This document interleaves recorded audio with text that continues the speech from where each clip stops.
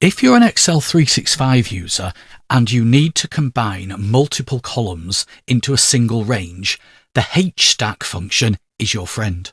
Take this data here. It's a list of members of an online computer club.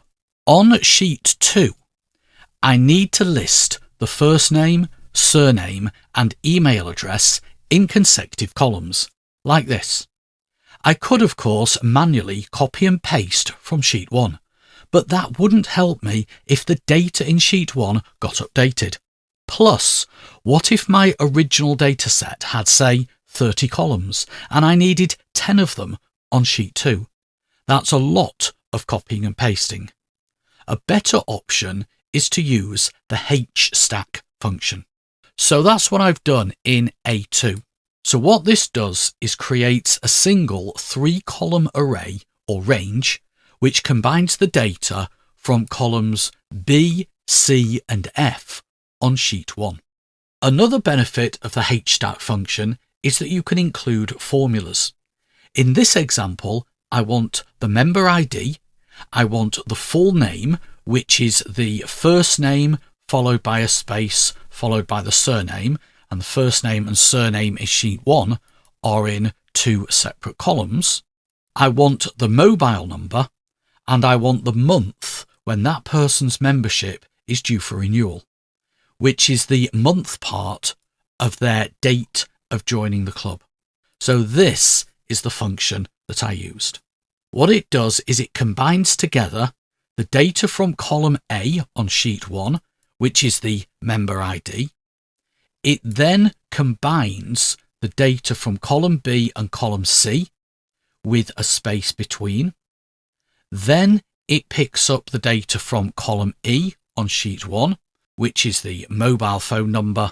And finally, it picks up the month from the date in column G, which is the date of joining.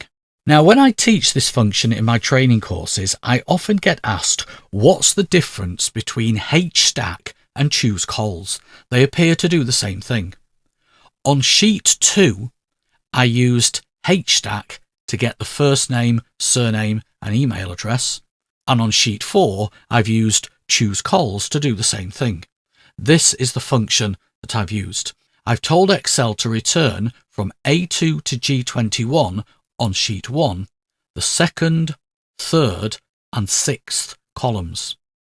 However, not only does that mean I have to know that the first name is the second column, the surname is the third column and so on, but if I insert a column in the source data, it doesn't update the formula from 236 to 347. Let me show you. I'll just insert a column at column D.